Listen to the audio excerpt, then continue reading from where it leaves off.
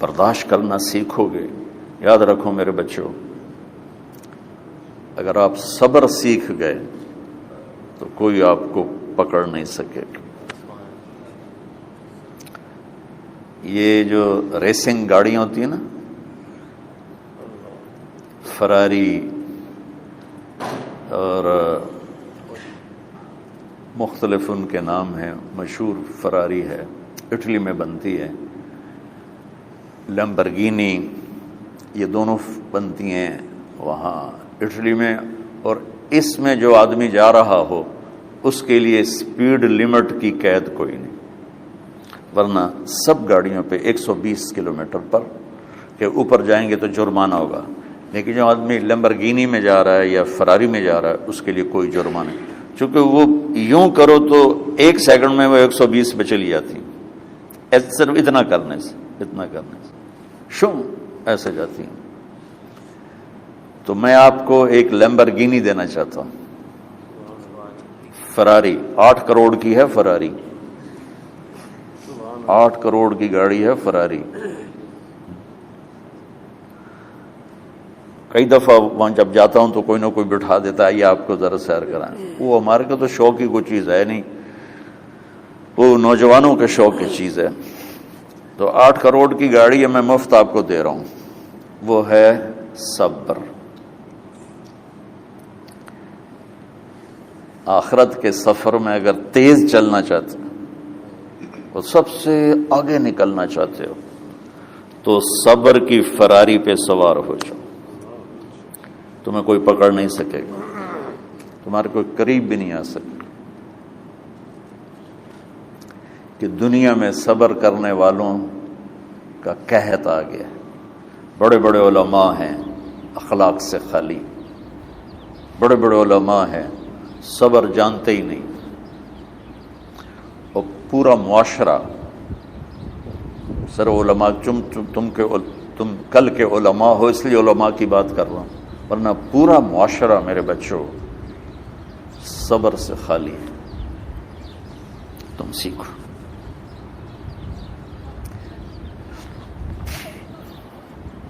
دیکھو میری ایک بات سنو، علم کی کمی ہو تو اچھے اخلاق اس کو چھپا دیتے ہیں، اخلاق کی کمی ہو تو بڑے سے بڑا علم بھی اسے چھپا نہیں سکتے. سارے عیب ہوں اور اخلاق اچھے ہوں تو اخلاق وہ چادر ہے جس میں سارے عیب چھپ جائیں گے. اور ساری صفتیں ہوں اور بد اخلاق ہو تو ہر صفت کو بد اخلاقی چھپا دے گی. میرے نبی نے نماز لمبی پڑھی، اللہ نے روک دیا، کہ نہیں چاہیے. ما انزلنا علیک القرآن لتشقی، مختصر نماز پڑھیں، درمیانی نماز پڑھیں. پیسہ سارا خرچ کر دے، اللہ نے روک دیا. ولا تبسطھا کل البسط، میرے نبی سارا خرچ نہ کرو، کچھ بچا کے بھی رکھو. تبلیغ میں اپنی جان کھپائی، اللہ نے اس سے بھی روک دیا. فلا تذهب نفسک علیہم حسرات، تبلیغ کرو خود نہ مر جاؤ. تبلیغ کتنا بڑا عمل ہے، اللہ نے کہا اعتدال. نماز کتنا بڑا عمل ہے، اللہ نے کہا درمیانہ ہاتھ رکھو. مال خرچ کرنا کتنا بڑا عمل ہے، اللہ کا درمیانہ ہاتھ رکھو. جب میرے نے میں نے اخلاق میں بلند پرواز دکھائی تو اللہ نے کہا شاباش انک لعلی خلق عظیم. میرا نبی میں آپ کو شاباش دیتا ہوں، آپ کے اخلاق بڑے عالی شان. یہ نہیں کہا کہ اتنے بھی ذرا تھوڑا اکھ بھی کھائی کر کو کوڑا ہویا کر. تو تم مولوی بڑے غسیلے ہوتے ہو. تم میرے بچے بیٹھو نا، اس لیے بات کر رہا ہوں. صبر نام کی شے ہی نہیں ہوتی. فقہ پڑھنا تو ہماری مت ماری جاتی. قرآن کو بھی فقہ کے انداز میں پڑھتے ہیں، حدیث کو بھی فقہ کے انداز میں پڑھتے ہیں. بخاری سے زیادہ امام بخاری پڑھاتے ہیں. ترجمۃ الباب پہ اتنا وقت لگا دیتے ہیں کہ حدیث جو اصل چیز ہے اس کی طرف توجہ نہیں جاتی۔ امام بخاری کی کتاب کا مقدمہ کوئی نہیں، تو اس پر جب بخاری شروع ہوتی ہے تو ہفتہ ہفتہ اس پہ سبق چلتا ہے کہ امام بخاری نے مقدمہ کیوں نہیں لکھا، جی میں سارے مل کے یعنی امام صاحب نے تو گلاں کی جان۔ میں اس کا اتنا آسان 1 منٹ میں اس سارے سبق کو ختم کر دیتا ہوں بخاری شریف کے، کہ دیکھو بھائی امام صاحب کا دل نہیں کیا مقدمہ لکھنے کو، اس لیے انہوں نے نہیں لکھا۔ گل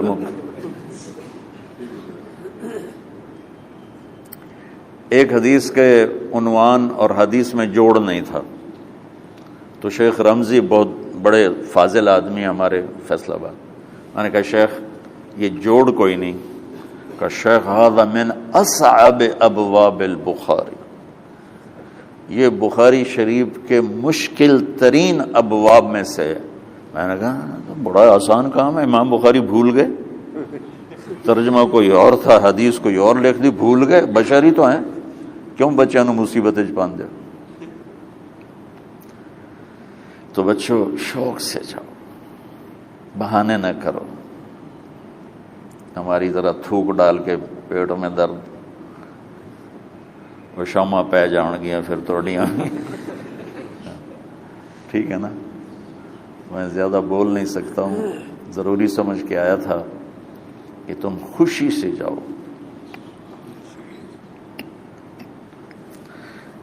پھر اس میں جو ناگواری آئے گی اسے برداشت کرو گے تو پھر آپ کا صبر بڑھے گا۔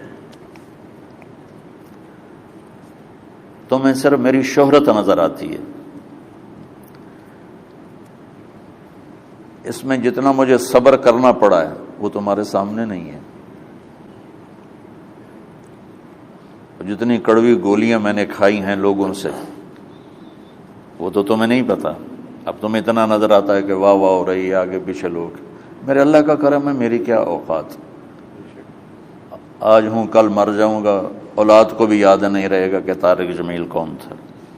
جو ہے اس میرے رب کا کرم ہے، مجھے اپنی شہرت سے کبھی دھوکہ نہیں لگا۔ تو میرے بچوں اس لیے بتا رہا ہوں، کوئی فخر نہیں، کہ مجھے اپنی شہرت سے کوئی دھوکہ نہیں، ایک لمحے کے لیے بھی مجھے دھوکہ نہیں۔ میرے دل کی گہرائیوں یہ بات اتری کہ سب میرے اللہ کا فضل ہے، اور برائی کرنے والا اور اچھائی کرنے والا میری نظر میں برابر ہو گیا ہے۔ برابر ہونے کا مطلب پہلے سمجھو، تو مجھے گالی دو گے مجھے تکلیف ہوگی، تو میری تعریف کرو گے مجھے خوشی ہوگی، اس کو برابری نہیں کہتے، وہ تو ایک طبعی چیز ہے۔ یہ میں نے ہاتھ پہ اپنا ہی ہاتھ مارا تو اس کو درد ہو رہا،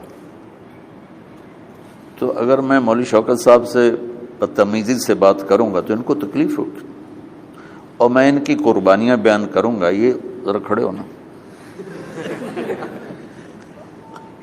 ادھر ہاتھ دو، یہ اس سارے نقشے کے بانی ہیں، یہ پہلی اینٹ ہے۔ یہ 3000 روپے اس وقت لے رہے تھے 1985 میں 86 میں کراچی،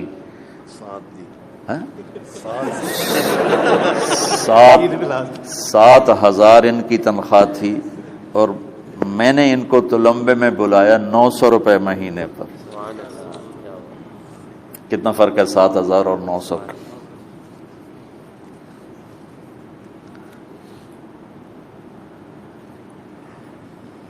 لوگ میری تعریف کرتے ہیں، میں اللہ کا شکر ادا کرتا ہوں، اور اس پہ میں تکبر میں نہیں آتا۔ یہ ہے مدح اور ذم برابر ہو جائے، یعنی تعریف کرنا اور برائی کرنا برابر ہو جانے کا مطلب یہ نہیں ہے کہ برائی سن کے اثر نہیں ہوتا اور تعریف سن کے اثر نہیں ہوتا، نہیں، برابر ہونے کا مطلب بتا رہا ہوں، اس کی توفیق تائید رحمت اپنی اولاد کو بتا رہا ہوں۔